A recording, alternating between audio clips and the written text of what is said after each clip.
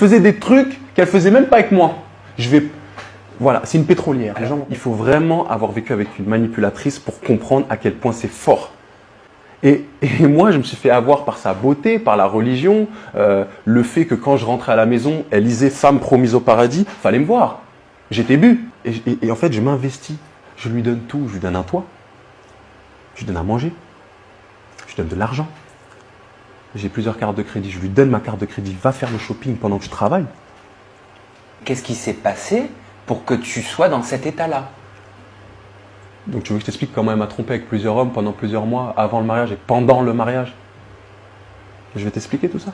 Ce qui se passe, c'est que le 16 mai, le jour de mon anniversaire, lundi, je me lève et je me dis, je sais pas pourquoi, faut que je prenne son téléphone, faut pas que je fouille, faut que j'aille dans Snap, dans les comptes bloqués. T'as eu un ressenti? Je sais pas pourquoi. Et je me réveille, je me dis, faut que j'aille dans ces comptes bloqués Snap. Je sais pas pourquoi. Incroyable. Je sais pas pourquoi, Sam. J'avais aucune preuve.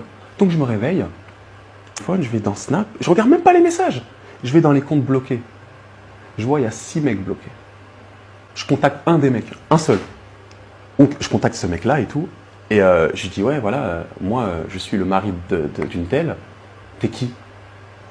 Il me dit, c'est une blague. Je lui envoie les preuves, les photos du mariage et tout. Il me dit, c'est une blague. Il me dit, appelle-moi. Il me dit, mais mec, j'ai couché avec elle pendant le ramadan quand elle est descendue. Je dis, quoi? Il me dit, j'étais en Espagne avec elle en novembre. J'ai dit, quoi? Il m'envoie des preuves, des preuves, des preuves. Et moi, avant de partir au travail, je dis à ma femme, écoute, j'ai contacté un mec, vois avec lui, tu as 2 heures pour régler, parce qu'il me dit qu'il a couché avec toi, qu'il a fait ci, qu'il a fait ça. Je laisse le bon soupçon, je vais au travail, règle-moi ça, tu as 2 heures. Et je pars pour te dire à quel point. Hein. Mais il m'envoie des preuves. Hein. Il m'envoie des preuves de ma femme, sans voile, en string, sur un lit, d'accord, en train de fumer une chicha, avec ma bague au doigt. Il m'envoie les vacances en novembre qu'il s'est tapé avec elle. Je lui dis, mais qu'est-ce qui se passe? C'est qui ce mec? Il me dit, non, mais c'est un ami de la famille, ça fait 8 ans, on le connaît. En fait, je suis allé le voir parce qu'en fait, il est amoureux de moi, mais moi, je vais un peu le voir parce que pour qu'il me laisse tranquille. Sa mère, elle me dit pareil, mais sa mère, elle n'est pas au courant de la puterie de sa fille. Elle ne sait pas. Elle croit sa fille. Donc, sa mère, elle me confirme, oui, c'est un psychopathe, laisse-le. Mais je lui dis, à ma femme, je lui dis, est-ce que tu as déjà eu des rapports avec lui? Elle me dit non. Je dis, s'il te plaît, dis-le-moi. Elle me dit non. À la troisième fois, elle me dit oui. Je dis, ah, mais c'est pas la même chose. Puis la troisième me dit, non, mais ça, c'était le novembre d'avant. Alors que c'était le novembre de là, je le savais, mais je l'ai gardé pour moi. Comment tu peux croire que je peux faire ça? Comment tu peux croire que je peux faire ça et pleurer? Regarde-le à côté de toi. Mais... Je me pose, je me dis, il y a un truc qui va pas. Abou, il y a un truc qui va pas. Et là, instinct encore. Je me dis, mais Abou, les 5 autres mecs là sur Snap, tu les as oubliés? Tu vas leur parler? Je vais en parler à un. Oui. Et là, c'est la descente aux enfers.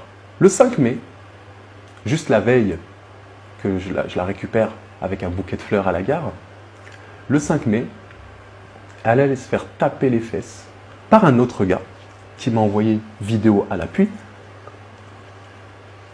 Le mec, il m'envoie une vidéo de ma femme en train de se faire, c'est des termes, baiser. Tu vois tout? Je vois tout. Comment tu réagis? Je bouge pas. Paralysé par les images? Je bouge pas. Mais il faut savoir une chose, avant toute chose. Il ne me l'a pas envoyé tout de suite.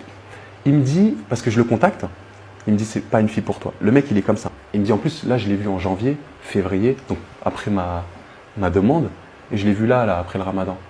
Je dis, quoi? Il me dit, frérot, laisse tomber. Je dis, comme ça, laisse tomber. Je dis, t'as fait un truc avec? Il me dit, franchement, laisse tomber. Comment c'est un bon? Il voulait pas me faire de mal. Hein.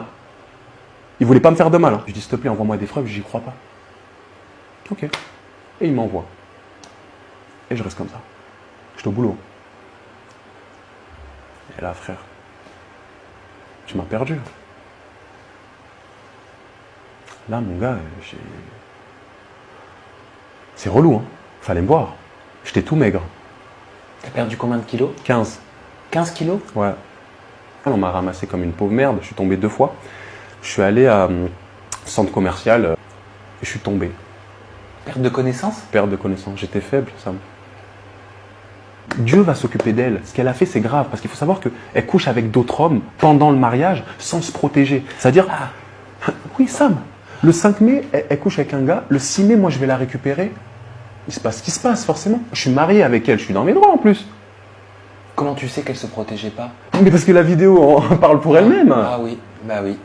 Et ensuite, quand j'ai recontacté le gars, le premier gars, tout ça, il m'a dit oui. Je lui ai fait si, ça.